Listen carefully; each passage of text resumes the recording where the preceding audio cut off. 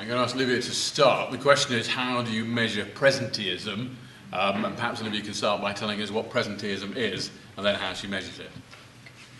Well, in Cooper Parry, it's certainly that sense of people feeling that they need to be in the office, or that they need to be sending emails at 10:30 at night or 6:30 in the morning, that there's some kind of value attached to, or you display commitment by doing that. I'm trying really hard in an organisation where it's quite difficult to do that, because there's still some people, I believe, who think that sending emails at 10:30 tonight does show commitment. So, not saying that there won't be days or weeks where people will be so busy that their hours will be ridiculous, but what we don't want is a culture of that. And I believe we have a little bit of that, and I'm trying to do something about that through our wellbeing programme. For us, it's quite easy to measure presenteeism. There's two ways. We have timesheets. Time is chargeable, so we have timesheets and we can see every week who's doing what. And we can see the people who are routinely doing 60, 70 hours a week. So we can see the people who, when you look at it on balance, they have a client portfolio where you think, well, somebody else has that client portfolio and is doing 40 hours a week. So what's going on there? And we also have people that tell us that they feel that, you know, they can't leave at 5:30 because nobody else has yet. And that's a real indicator of a culture of presenteeism to me. I think one of the positive impacts of improved engagement is that people feel able to say that. But that really is the biggest measure for me, is that people say, I'd like to go home at 5:30 because I've worked all day, but I don't really feel that I can because nobody else has yet. Perhaps we can continue with that theme and ask Hilary the question, which was, how have you measured productivity post your programme? We have the regular quarterly workforce reports, the weekly reports to principalship, but also it's not just about sickness absence, which clearly has saved us thousands of pounds. It's also the ability to provide a service to students and not cover classes with lecturers who are just setting work and going. It's actually giving the students the real teaching they need, and we can see that in the teaching results as well. We've had improved turnover figures, but like Paul, it could be just the way things are at the moment, so it's a bit too early to tell on that one. The amount of money we invested in using diagnostic health solutions to report the sickness through a call centre obviously costs money, and we have to be able to show return on investment in that, which is a hard piece of data that I regularly review to make sure that that's working. Fantastic. It's one for the wider panel now, perhaps, unless anybody's got a burning one from the floor. Does anybody want to take one from the floor? Okay, let you garnish your desire to do so. Wider one, panel, what do you think about joint trade union and employer input to the health, wellbeing, presenteeism agenda? Edwin, do you want to say something about the union input? I mean, yes, with trade unions, if they are as part of your company, then they are an essential part of the conversation. We need to engage them. We need to bring them on board.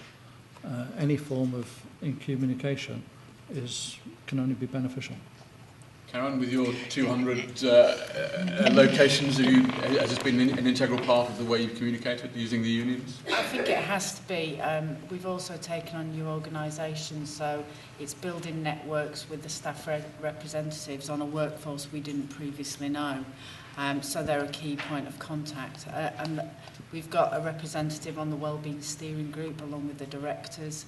And it is key to going forward. We already had a joint staff council in place on day one of taking on the new acquisitions, because we knew how vital it was in terms of engaging with new workforces, particularly in a climate of risk where changes are happening and cost improvements are being made on a daily basis. Brilliant, thank you. Mike, can I perhaps just chip in to say that I'm aware, obviously ACAS are here, one of the stores outside is at the ACAS service, and in practice they have a lot of work that supports that dialogue in terms of health as a workplace issue between employers and trade unions. And I know also that the Trade Union Congress, the TUC, has a programme of work that's about supporting their own officers and industrial negotiators to understand the relevance of health in the workplace, so that when they're putting together their sort of thinking around what their discussions are with employers, they're also thinking about health issues. So hopefully those organisations, if you needed to, you could contact them and find out more. Okay. Question which may have been answered in part by some of the speakers, but perhaps worth reiterating here. How do we get the senior management involved in this agenda when really they're often focused at the moment on the survival of the company? Paul, do you want to add something over and above what you said? And then perhaps Hilary, you've talked about reporting back to the principalship, which is your senior management team. Perhaps you can say how that works as well, and then we open up to the others. Yeah, I mean, clearly a problem. I think the way I would do it is just turn it on its head and say, you know, do you want to waste money on staff being absent when they could be at work? Do you want to waste money on low productivity? And in an environment where getting the most out of your workforce is absolutely key to survival, then it just, to me, is just an obvious case. But you know, hopefully through events like today, we can get to more senior management and get that message across, because it isn't easy. But once you talk to people one-to-one, you see the lights go on and they understand the issues. But it is all about as many people as possible talking about the real benefits of looking after the health and well-being of your workforce. Hilary, do you want to say how the principalship works? Yeah, I mean, we report to the principalship, but also to our governors regularly on the performance of the organisation. So we've had no problem with buy-in at all. And in fact, the senior management and the governors have been instrumental in suggesting new things that we can do. I don't actually have a budget, so I guess I must be very good at blagging or using networks or something, but I've had absolutely no problems with engaging senior management. Anybody from the floor? We've got one here. Hi. I wanted to ask about the term holistic has been mentioned a few times. And The term what, sorry? Holistic. Holistic, and yep. de-stressing and those types of things. I'm a holistic practitioner, and I've met a few people here today that are, and I teach meditation. And I have one corporate client, NBC Universal Studios, who's quite recognizable by most. And I think a lot of corporations recognize the need for such practices, but I think there's a lack of, they don't know where to go to kind of link up with people on the practitioner's part as well as on the corporation side. And I'm thinking, from the corporations that are sitting out there, do you think something like that would be beneficial to have some sort of forum or a place to go where you could get that type of information, know what practitioners are accredited, etc.? And I also wanted to know I'm not sure who to throw this out at, maybe Karen or Mike, does this program kind of look at anything like that? Shall I pick up the last bit? Yeah, the Staying Healthy at Work programme, the website you could go to find a tremendous range of toolkits and support materials. We don't have a list of accredited practitioners. It's not something that we would seek to do in that way.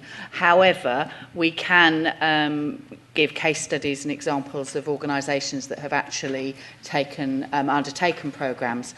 And also we can help you. We have a series of programmes, so Framework for Action is a sort of first step that organisations could look through, and it's a series of prompts, if you like, that an organisation could start with and start to identify what issues they might want to do in the workplace. They can move on to an accredited programme, Staying Healthy at Work, where we actually have an assessment process, and then you would effectively get a certificate and accreditation. Or you can move on, as some of our colleagues here, to the Investors in People accreditation, and actually get a very formalised process of demonstrating how you progress health in your workplace as a sequence of evidence in terms of what you're doing.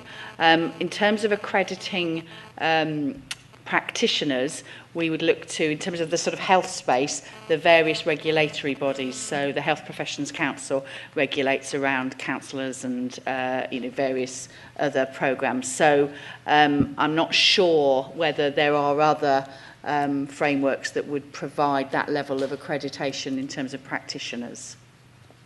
Adrian, as a big organisation, you obviously went through a process of looking at how you could bring most things together. Did you find that the matching services were out there, and did they work?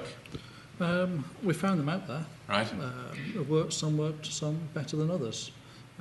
The approach we took in the end was we have one occupational health partner that we now have for the next 3 years.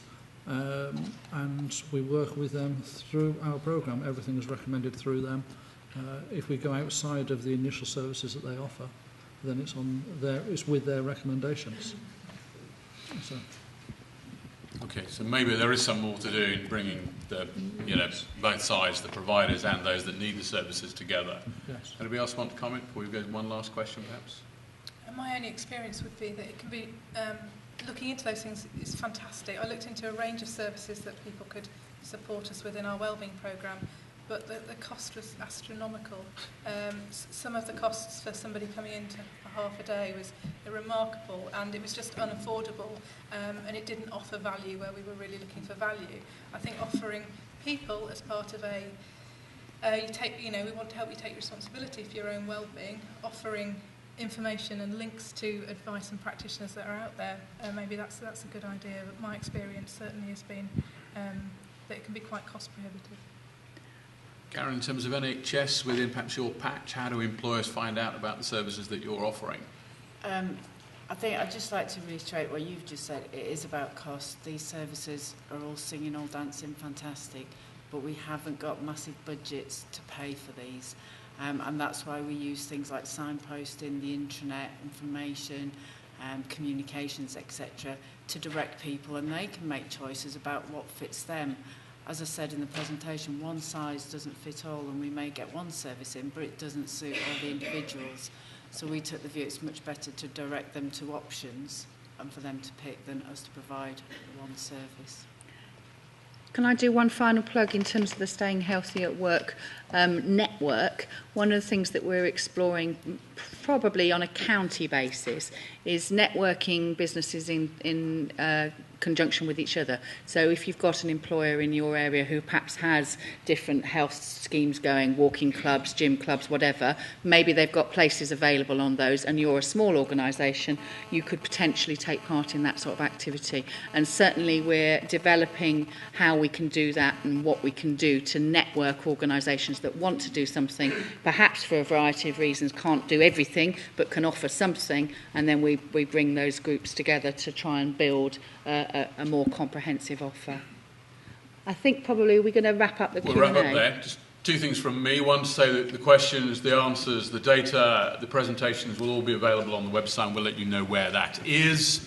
And then before I get Karen perhaps introduce the next speaker, Paul, can you put us out of our collective misery and tell us who the singer was? Yeah, we've got a more mature audience than I was expecting, actually. Anybody said Doris Day, they were wrong. Judy Garland was wrong. Alma Cogan was wrong. Good guesses. But who said Kitty Kalin? You're absolutely right. So if I can have your contact details, I'll get it sent to you. One there and two at the well top. done. Oh, right. Okay. Well done. Three to go. Three or four lollipops to go. Okay. Can we thank our panel very much indeed? Thank you very much.